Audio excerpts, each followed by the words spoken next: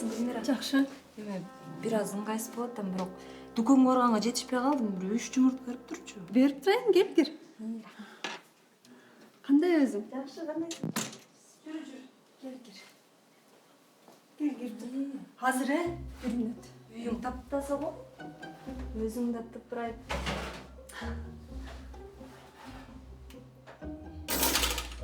Гүлмира, мунун баарына кантип жетишесиз?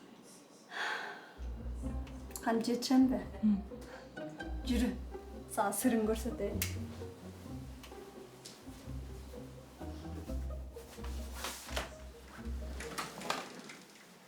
Мына азыр көргөзөм сага.